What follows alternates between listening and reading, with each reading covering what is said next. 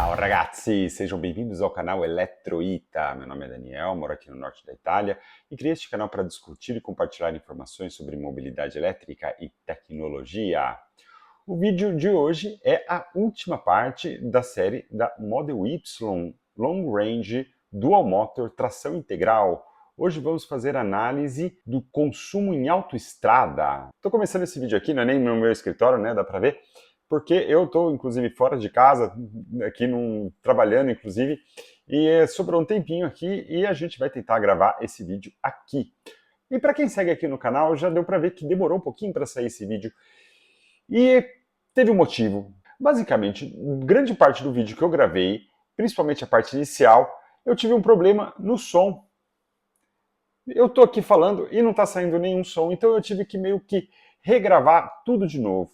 E aquela coisa, né? A gente está sempre um pouquinho ocupado, tem outros vídeos que vão aí aparecendo. Acabou que esse vídeo foi sempre um pouquinho jogado para frente, mas agora a gente vai fazer porque tem bastante coisa interessante para discutir aqui.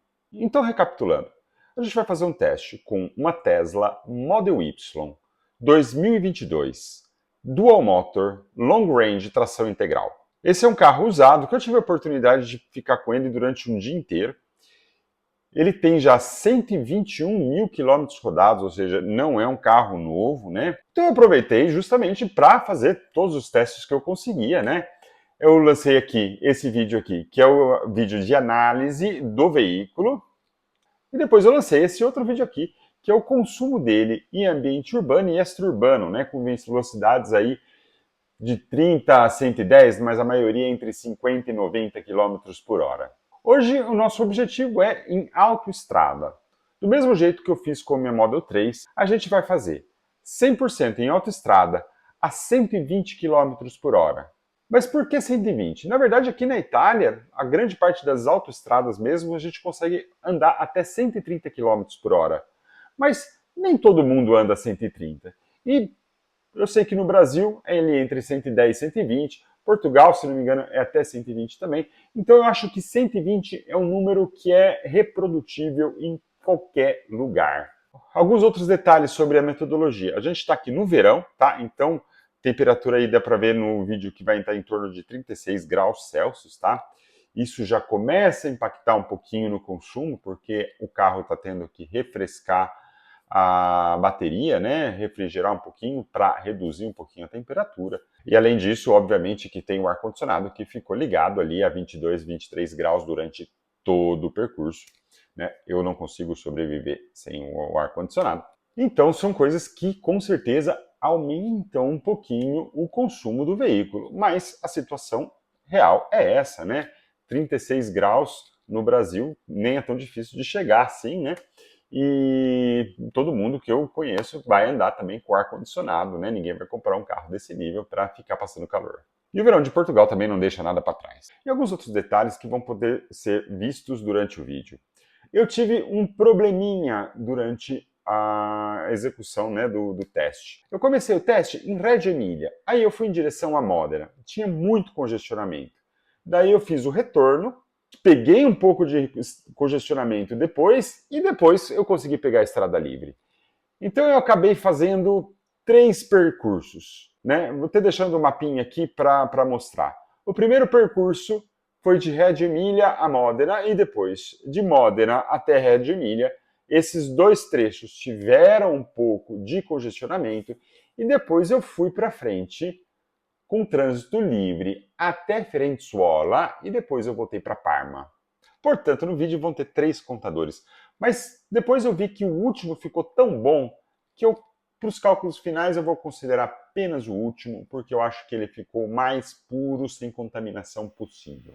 Então, sem mais demoras, vamos ver como é que foi a prova. Vai!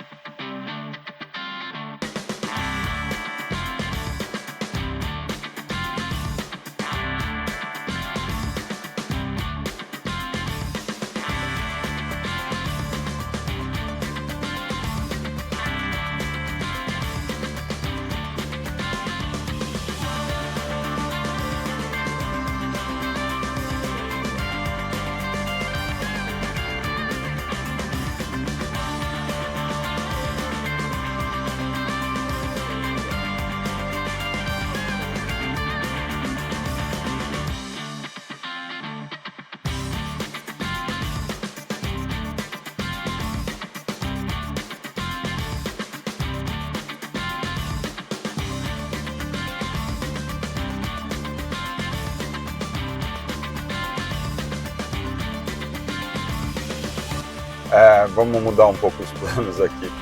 Teve um acidente aqui na estrada em direção a Modena. O trânsito está muito lento. Então não vai dar para fazer uma prova em direção a Modena. Eu vou fazer o primeiro retorno. Aparentemente o fluxo no sentido contrário, né? Modena, Parma, né? Firenze, tá tranquilo. Essa é a realidade das estradas na Itália, não tem jeito, sempre tem um problema. Um incêndio, deve ser uma autoelétrica. Não, na verdade, é um caminhão a diesel.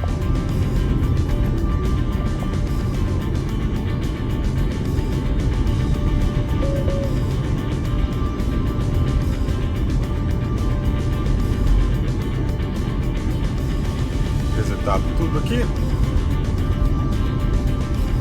Autopilot a 120. Bora. Olha os bombeiros aqui apagando fogo. Beleza. Então, a gente já passou aquele caminhão que estava pegando fogo e a gente já está indo em direção a Firenze. Agora a pista aqui está bem mais tranquila, bem mais liberada. O que eu acabei fazendo? Eu acabei criando 3 estatísticas de recarga. A primeira foi aqui, eu criei logo que eu entrei na autoestrada e teve toda essa problemática. Depois eu criei o autoestrada que pegou do retorno de Modena em direção a Firenze. Mas teve ainda aquele trechinho do caminhão que tinha pegado fogo. E eu criei um terceiro que é justamente logo depois do caminhão. Que esse daqui eu acredito que vai ser 100% autoestrada. Vai ser um pouquinho menor o trecho. Então, dá mais fidelidade você fazer uma coisa um pouquinho mais longa. Eu vou deixar os 3 e vou registrar os 3 e depois eu vou analisar com calma, tá? Vou tentar utilizar esse terceiro, que é o mais puro, e vamos ver quanto que os outros realmente impactaram também, né? Vai, bora lá! Então, eu tô pensando aqui, eu acho que eu vou acabar passando Firenze e vou continuar. E daí eu vou fazer o próximo retorno e depois eu volto para Parma. Agora tá indo muito bem a estrada, muito tranquila. Eu acho que para melhorar os dados, vamos aplicar um pouquinho mais, né? Infelizmente, inicialmente eu tentei fazer o percurso lá de Valsa Moggia, porque é o mesmo que eu faço quando eu faço a prova dos 10 minutos, né? Eu gostaria muito de fazer com esse carro aqui, mas eu não acho que eu vou conseguir não. Mas aqui agora está indo mais ou menos bem, então eu vou tentar continuar nesse sentido, 120 por hora, autopilot ligado, vamos um pouquinho mais em direção a Milão e depois a gente faz o retorno e volta até Parma. Aí se eu conseguir, porque mesmo o trânsito de volta parece estar bem tranquilo, então são 2 trechos a mais aí que a gente consegue ganhar. Eu vou sair em Firenze e daí eu vou fazer o retorno e vou voltar diretamente para Parma e vou adicionar esse trecho de Parma também, tá? Porque daí é um dado a mais. Meio que já deu uma estabilizada aqui no consumo, mais ou menos. A vantagem de prolongar mais é justamente para consumir um percentual maior da bateria para depois fazer a regrinha de 3 para calcular quanto que seria de autonomia de 100%. Pronto, eu coloquei aqui para ir em direção a Parma, né? A gente acabou de passar Firenze, ele vai fazer o retorno daqui a pouco, né? Mas em Parma, a previsão de chegada com 34%.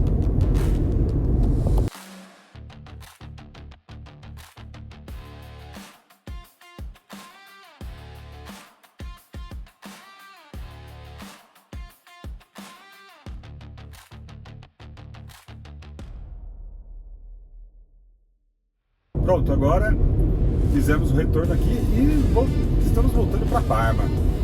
Aqui agora subiu 1%, né? A estimativa de bateria na chegada de 35% agora. 36 graus, meu Deus. Essa é uma outra coisa que com certeza interfere um pouquinho no resultado, né? Pessoal, agora a gente já está aqui no trecho final, né? Retornando para Parma. Estamos quase passando já por Firenze, né? Depois de Firenze tem Parma. Aqui o consumo deu uma estabilizada já, eu diria um consumo muito bom, né? Um pouquinho acima dos 180 watt-hora por quilômetro. talvez aí uns poucos metros mais para frente, aí, uns quilômetros mais para frente, talvez cheguei até abaixo dos 180, né? Quem sabe? Mas para mim, para mim o meu valor de limite ali são 200, né? Mais de 200 para mim já é muito consumo. Então, mesmo essa Model Y, que é mais pesada, 2 motores, né? Mais potência, mas também é menos eficiente no consumo energético.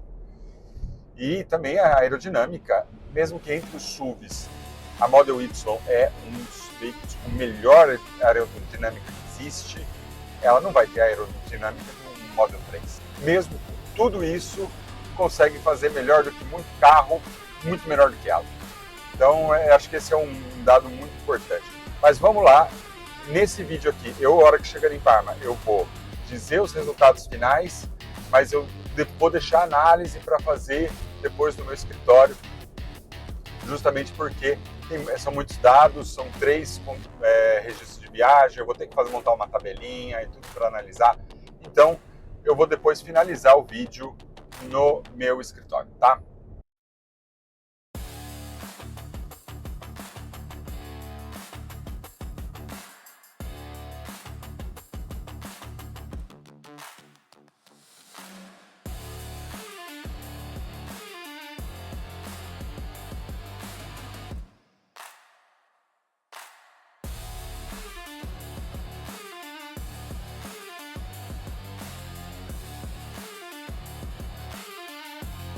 Então, fazendo o registro aqui, né? Viaggio A foi aquele que eu liguei primeiro, né? Mas teve toda a problemática da autoestrada ali. O Viaggio B foi o que eu fiz quando eu passei o primeiro congestionamento ali, mas depois teve o segundo. E o Viaggio C é o que eu fiz depois que eu passei todo o problema. O interessante é que estão praticamente iguais, né? Esses dois estão iguais, né? Mesmo, ó, 136 km, 118 km e 106 km. O consumo é praticamente o mesmo, né? Esse aqui, a velocidade média foi, que é o último, né? Que foi um pouquinho maior, ó, 106,9 km. Duração exata aí de 1 hora, né? Então, dá para a gente já fazer aqui uma média diretamente, né, de 107 km por hora, bem próximos dos 120 alvo, né, que era o nosso objetivo principal. Os outros aqui, bem, eu acho que vai dar para usar todos eles, né? Cada um começou com uma porcentagem diferente da bateria, né? Agora 35 aqui. Eu vou ter que colocar na tabela lá depois, mas eu acho que o dado final aqui vai ser muito, muito fidedigno. Então a gente se vê lá no meu escritório depois. Valeu! Bem interessante, né? Vamos lá, vamos começar a análise dos dados aqui, olhando para, primeiramente, os dados obtidos, né, durante a viagem. Então vamos lá, durante o último percurso, aquele que foi o mais fidedigno, que se manteve praticamente o tempo todo em trânsito de autoestrada, 1 hora, então 107 km por hora, eu diria que está muito bem para um alvo de 120, né, porque não é possível manter a velocidade 100% do tempo, mas foi suficientemente próximo, totalmente compatível com uma viagem em situações reais. Durante esses 106,9 km, foram consumidos 28% da bateria do carro, ou 18,8 kWh de energia total.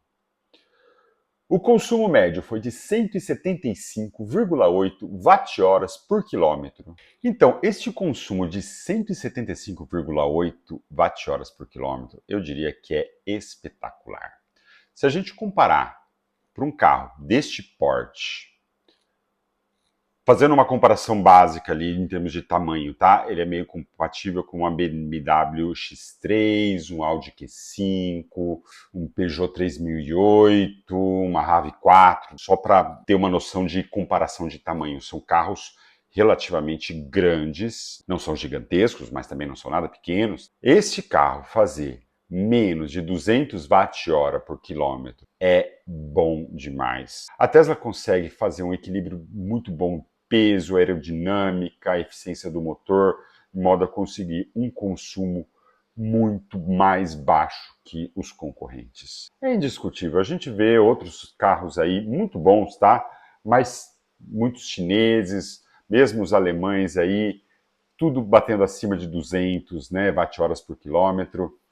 A Tesla, mesmo com esse carro aqui, consegue fazer 175. É algo de tirar o chapéu.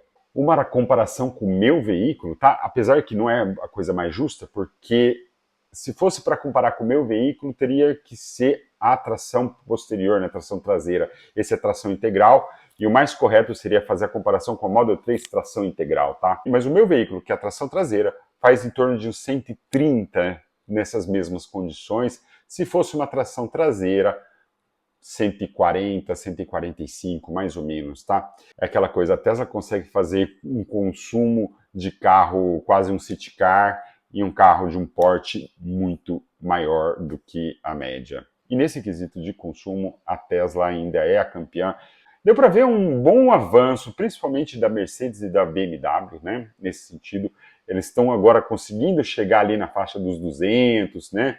190, 210, né? Então estão beirando ali a faixa que, para mim, eu diria que ideal, mas como a Tesla ainda eles não chegam lá. E é por isso que são concorrentes muito diretos e eles tentam apelar para outras coisas, né? Acabamento, um pouco mais de requinte, luxo, tudo, né? Tem o seu público, né? São ótimos carros, não estou criticando, mas com o consumo eles ainda não estão lá, né? A Tesla ainda está um passo à frente. Isso também vale para os chineses. Você vê, por exemplo, o BYD Xi'an Lion fazendo na casa aí sempre acima dos 200. Infelizmente, eles não conseguem chegar ainda nesses valores da Tesla. Agora falando um pouquinho de custos, eu calculo aqui sempre a recarga doméstica e a recarga no Supercharger. Eu utilizo os valores de 25 centavos de euro para recarga doméstica por quilowatt-hora e 45 centavos de euro, uma média aí para o Supercharger, né, por quilowatt-hora. Como esse é um teste sintético, não faz sentido calcular o valor total da viagem, mas eu vou fazer o cálculo apenas a cada 100 km. Lembrando que eu adiciono sempre mais 10% de perdas, né, dispersões, manejamento da temperatura, própria gestão do BMS. Então, para simular realmente o valor de uma recarga, né, feitas em condições reais. O consumo deste carro, nessas condições, para uma recarga doméstica a cada 100 km, R$ 4,83 €. Muito bom. E se fosse feita a recarga no Supercharger, teriam sido R$ 8,70 a cada 100 km. Mais barato até que o pedágio daqui da Itália. E eu não tenho mais nem ideia de quanto está o pedágio no Brasil, mas se alguém quiser fazer os cálculos e deixar aí, eu vou achar bem legal.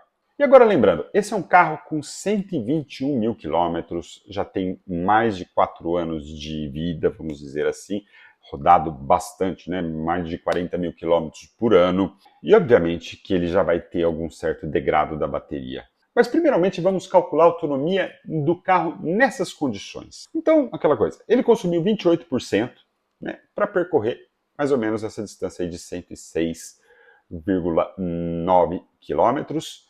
Isso nos dá uma autonomia aproximada para estas condições e para este veículo, no seu estado atual, de 382 km de autonomia.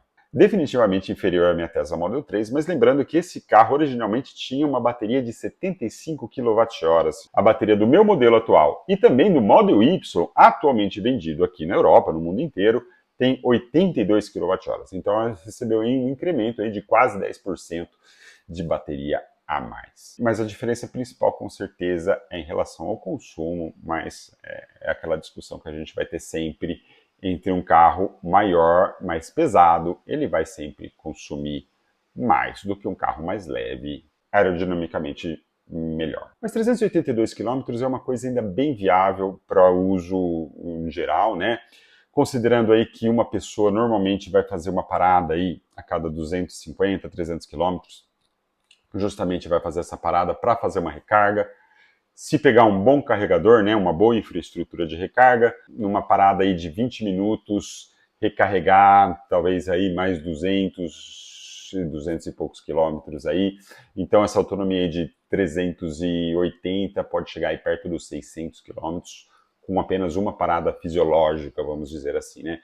aquela parada que todo mundo ia acabar fazendo mesmo assim. Se a gente for falar de 600 quilômetros, a gente já está aí cobrindo a maioria das viagens que as pessoas fazem, né? Dificilmente as pessoas fazem mais do que isso. E se fosse ainda para prolongar, provavelmente teria mais uma segunda parada, então poderia adicionar aí mais outros 200 quilômetros. E até que não ia mudar tanto o resultado final aí para talvez 700 até 800 quilômetros aí, né? Depende de quem está dirigindo, né? Se fosse, por exemplo, com a minha família, com certeza, né? Minha filha, minha esposa vão acabar querendo parar mais frequentemente aí para ir no banheiro, para pegar alguma coisa para comer, para beber. Então, e tem aqueles que quase param a cada 300, 400 quilômetros e tudo, né? E tudo depende aí da pessoa. Mas ainda é um valor muito bom, vamos assim dizer. Agora, o último cálculo que eu vou tentar fazer aqui. Aqui a gente já vai entrar um pouquinho na especulação, mas vou tentar me embasar o máximo possível nos dados reais. Considerando o consumo, né, seja da quantidade de energia e da bateria, é possível ter uma estimativa de uma bateria de 67,1 kWh. Ok? Fazendo mais ou menos o cálculo, né, consumidos aí 18,8 kWh e 28%. Tem, obviamente, que uma margem de erro importante aí que a gente tem que considerar, mas vamos fazer o cálculo mesmo assim. 67,1 kWh. Originalmente, essa bateria deveria ter 75 kWh. Então, analisando esses dois números, a gente teria aí um degrado, né, uma perda de torno de 7,9 kWh, que representaria mais ou menos 10,5% da carga total do veículo. Ou seja, esse carro com 120 mil quilômetros ainda teria em torno de 89,5% da saúde da bateria original. Isso a gente tem que lembrar, é uma bateria tipo NMC, 120 mil quilômetros. É um veículo já bem rodado e teve um degrado em torno de 10%. Vamos falar a verdade, um carro com 120 mil quilômetros, 90% de bateria ainda, eu diria que está muito bom. Só fazendo uma comparação aí com alguns estudos, né, com veículos especificamente da Tesla, mais ou menos ali com 322 mil quilômetros, que serão mais ou menos 200 mil milhas, estima-se que a bateria esteja entre 80% e 85% de saúde, tá? E é normal, ela cai um pouquinho mais rápido no começo e depois tem um platô que vai lentamente descendo. Mas quanto dura um veículo, mais ou menos? 200 mil quilômetros? Então, se a gente seguisse mais ou menos essa regra, para 200 mil quilômetros ia chegar com quanto? 85, né? Agora está com 89,5. Isso é um argumento muito importante, porque muitas pessoas têm muito medo da degradação da bateria. E esse aqui é mais um exemplo, que obviamente que a degradação existe, mas ela é muito menos significativa do que as pessoas pensam, tá? Para ter uma comparação, nessas condições aí, se a gente fosse adicionar esses 10,5% de autonomia perdida, né, de bateria, né, degradada, a gente teria um incremento aí da autonomia para 427 quilômetros, né? 45 quilômetros a mais. Vamos falar a verdade, nem é tanta coisa assim, né? Então eu vou deixar aqui a tabelinha completa, né, para todo mundo aí que quiser ver, com calma, tá? Pode pausar o vídeo aí e ver todos os dados. E aí, achou interessante? Eu certamente achei muito legal. Sempre tem algum dado a mais que a gente pode extrair, né? A gente espremendo aí todos os dados possíveis de serem obtidos, sempre sai alguma coisa. Principalmente essa estimativa aí, né, de degradação da bateria, não é um valor específico, tem maneiras melhores de se avaliar esse degrado, mas quanto que de erro tem ali? 2, 3%? Não penso que vai ser mais do que isso não, tá? Eu acho que é um dado, principalmente tratando de Tesla, que tem um BMS bem calibrado, consegue dar uma boa estimativa de tudo. Eu diria que é um resultado bem próximo da realidade, né? E as estatísticas aí de carros, né, com muito mais quilometragem mostram que mais ou menos esse é o percurso natural da vida dos veículos elétricos aí. Espero que esse vídeo tenha sido interessante para vocês, do mesmo jeito que foi interessante para mim. Se quiser saber alguma coisa mais específica ou dar alguma sugestão, feedback, fique à vontade de deixar um comentário aí. Deixa, se possível, sempre aquele joinha, que sempre dá aquela ajuda. E se puder seguir o canal aí, estou sempre tentando aí trazer vídeos do assunto de mobilidade elétrica e tudo, né, de veículos elétricos, transição energética e tecnologias novas aí relacionadas ao tema. E se você chegou até aqui, eu agradeço muito. A gente se vê então no próximo vídeo. Grazie a tutti. Arrivederci!